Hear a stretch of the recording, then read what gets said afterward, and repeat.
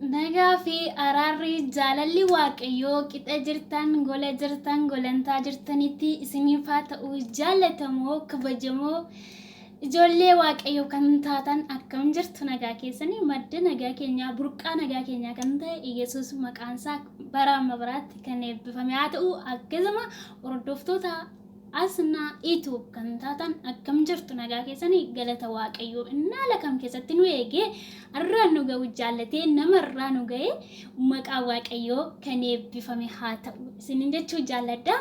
Qarra dhugabaatiin isinii qabadhee dhufe dhugabaatii jechuun waaqayyoof galata galchuu oolmaa inni siif oole waaqayyoon oolmaa inni siif oole baaftee dubbachuu guddummaa isaa dubbachuudha malee eenyummaa koo dubbachuu osoo hin ta'in guddummaa waaqayyoo isa siif oole addunyaa kanatti labsuudha. Kanaafiyyuu oolmaa inni naaf oole oolmaa waaqayyoon naaf oole dubbachuufan dhufe jechuudha. Dhuga ba'umsa kootti fufuudhaaf maqaa waaqayyoo kan eebbifame haa ta'u inni nu oolfate haala hundumaa keessattuu kan nu oolchi nama galataa nu godhe dhuga ba'umsi koo an daa'imummaa kootii kaasee nama baay'ee dhibeedhaan fattanameedha anamma yoo waan daa'imummaa keetitti akkanatti mijattan tokko isinitti himuu hin danda'u maaliif an nama dhibeedhaan rukutamee nama dhibeen baay'ee rukutamee darbee namas ga'eedha jechuudha. Akka waaqayyootiif hanafe malee akka dhibeetiif nama arra afee fuula waaqayyoo dura dhaabbatu hin turre gonkumaa jechuudha. Geerummoo waaqayyoon na oolfatee namarraan na godhe maqaa waaqayyoo kan eebbifame haa ta'u. Kan nafaana dhukkubsate dhibee akka tokkoo kan nafaana dhukkubsate ijoolleen lama ana biraa boqotaniiru jechuudha. Garuu waaqayyoon mana akimii tokko keessa kan dhanne dhibee kootiif dhibeen isaanii takka kan ta'e jechuudha. Garuu waaqayyoon isa dabarsee nan laanne hinduunis nan jiraadhe garuu nama har'a na godhe waaqayyooni. Waaqayyoon maqaansaa kan eebbifame haa ta'u. Annaa obboloota koo dhibamtaniif isin duutan obboloota koo gatamtanis gadi qabamtanis waaqayyoon gaafa guyyaa isinii fidime lafa hoonaa keessantu marga. Dhugaan isiniin jira. Ana nama unkaan jechuudha. Unkaan nama biyya hormaa deemee hojii hojjetee nyaatu dhiisaati. Biyyuma keessatti Itoophiyaa keessatti hojjettee nyaatti jedhee baqqaluun hojjettee jiraatti namni naan jedhe guyyaa tokko hin jiru. Nam tokko naan jedhe hin jiru. Garuu waaqayyoon beeka waa'ee keessan humna keessan otoo humna keessaniin ilaalu waaqayyoon maalummaa keessaniin ilaalu waaqayyoon guddummaa isaa isin irratti agarsiisa jechuudha. Dhugaan isiniin jira obboloota koo. Innaan akkasiin isiniin jedhu waan salphaa isinitti fakkaachuu danda'a. Garuu waan salphaa miti. Anaan yoo ilaaltan galabaan ture jechuudha. Galabaa talbaa beektu miti galabaa talbaa jechuudha bakka. Homaa gochuus hin danda'u. Unkaan anuu fi kootiif gaafii natti ta'a akkamitti jedhee jechuudha. Garuu mul'anni biyya hormaa deemu kun keessa koo jira. Keessa koo jira. Otoo hin deemee akka nama kaanii yooman ta'a jechi kun keessa koo hin jira jechuudha. Innaa gaafa kaanii ka'iin nan deema jedheen ijoollee tokko tokkotti hime jechuudha. Maalat ijoollee alaayyoo osoo hin ta'in maatiinuma keessaa hime keessa asittuu hojjettee nyaachuudhaaf kee shakkisiisaadha yeroo isaan jiran baqa nan gadde jechuudha. Garaan koo baay'ee na gadde obboloota koo warreen humna qaban isaan adeeman jedhan amma obboloota dubaraa lamaan qabaa keessa isaan baqa akka deeman isaan humna qaban humna qabu baqa isaan baay'ee እንደውም tokko mantaadha jechuudha. Tokko mantaa godha ማለት mantaa yeroo jedhu lakkoo jechuudha.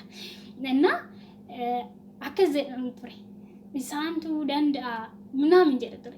Yeroo akkasii baay'ee sammuun koolatti baay'ee natti dhaga'ama. Baay'ee bakka nan gadda yeroo sana jechuudha. Achiin gaafa kaanii maalan godhe seetu dhooskeetan laf biyyuma kana deemu jecha dhooskeetan maalan godhe seetu. Hojii humnaan hojjetadheen hojii humnaa kana qaxaramuudha jechuudha. Gaafa na qaxaruudha kaan warreen kontiraakteriin jira. Kaza gaafii itti ta'e yoo akkasitti na ilaalu nama hojjetu fakkaadhu bakka gaafiin afaan maanuu dubbachuu dadhabe jechuudha namichi kun. Kaza lakko hojiin hin jiru naan jedhe hojiin hin jiru gaafa naan jedhe. Na tuffatte miti jedheen baay'ee gaddaa tan deemee jiru. Gaafan ol siqe xiqqoo irraa ol siqe kootu mee naan jedhe. Isa miti kan waaqayyotu garaa naa laaffise malee isa miti sijjamma jechuudha. Achi kootu minaan jedha achinan deebi'ee jechuudha. Gaafa kaanii hin dandeessaa jedhee hin dandeessaa. Innaan immoo jecha kana inni naan jedhu karaan koos baay'ee na gadditi ማለት yoo nama waan ta'eef jecha kanas baay'ee hin danda'u na karaan koos baay'ee na gadditi gansa hin dandeessaa ni gaafa naan jedhu yeen hin jedhan gansa hojjedhu gaa'ee nan qaxxale dhugaan siniin jedha እንግዲህ hojii humnaa jechuun bolokkeetti ol kaasuudha akkasumas ashawaa ol galabbatuudha ansi jammara ashawaa nama ol galabbatu dhiisaati namni jarkanayyuu ol fuudhuun mitiin turre humni koo jechuudha ciraashuun namni hin qabu bakka galabaadha jechuudha waan tokko jechuudha tokkoffaa dhibeedhaan baay'ee rukutame kan kaza anu koo nan hojjedhe jechuudha guyyaa gaafa sana uumayyuu hin dadhabne uuman hojjedhe gaafa lammataas laftiin baree hojii kanatti nan deeme harki kun na miidhameera maaliif hojii humnaa jechuun warra hin beekneef hin ulfaata waan ta'eef kanaaf aaraadha waan ta'eef jechuudha kaayyootu kanan hojjechiise waan ta'eef jechuudha maaliif mul'ata koo keessa kootu jiru mul'ata keessa koo jiru bakka yaade kana eenyutti toon himatiin nan ga'uu nan danda'a jedhee murtoo kanaadha jechuudha murteessitanii kaza nan hojjedhe gaafa kaanii namichi kun gaafa booddee maalirraan kan kaate garuu qansiraa kan hojjettaa jedhee gaafii na gaafate achiin akkasittiin biyya hormaa kana deemuun fedhaan jedheen kaza jecha tokko sin jenne namni kuni birrii naa kenne jechuudha dhugaan siniin jedha ማለት ani biraan gaadheera utuu naa kennuu baates deemuudhaaf biraan gaadheera birrii ko hojjetadheeras duras immoo kan hin hojjechaa jiru qarshii nan qaba lafaa jechuudha kaza deemuudhaaf hawwii waan qabuuf baqaan kan ishiin nan hojjedhu suni biyya kana na deemsisuudhaaf baay'ee xiqqoodha jechuudha kaza kanuma jechaan qansiraa kana hojjechuu jalqabe jechuudha kaza namni kuni birrii 10,000 naa kenne 10,000 gaafa naa kennu bakka ani hojjetiin kana booda si ga'a jedhama hin gadde bakka ማለት waaqayyootu isa keessa galee ana na gargaaruuf jechuudha kaza 10,000 naa kenne namni kuni kaza hojii sana dhiisee kaza nuko hundumaa xumuradhe bakka nama tokkotti osoo hin himin nama tokko toon hin mariyatiin anoo biyya hambaa kana dhufe waaqayyoon immoo agalatu biyya hambaa kanattis nam milkaa'ee guyyuma tokko omaayyoo hin taane arra kunoo waggaa lakkoofsiseen jira galata waaqayyoon agalatu waaqayyoon gaafa waan tokko taatu ati gaafa waan tokko taatu duuba kees jalqaba kees xumura kees hin beeka maaliif jennaan waaqayyoon badii kee tasuma yoon jaallatu kanaafiyyuu waaqayyoon si gargaara waaqayyoon siif kana eenyuyyuu fuuldura kee dhaabbachuu hin danda'u dhugaan siniin jedha abdii kan kutattan arra rakkachuu dandeessu arra dhibamuu dandeessu arra bakka jireenya keessan bitaa isinitti galuu danda'a waaqayyoon immoo guyyaa siniif qaba seenaa koo waaqayyoon kan geeddare dhugaan siniin jedha nama kamiyyuu seenaa nama kamiyyuu hin geeddarama jechuudha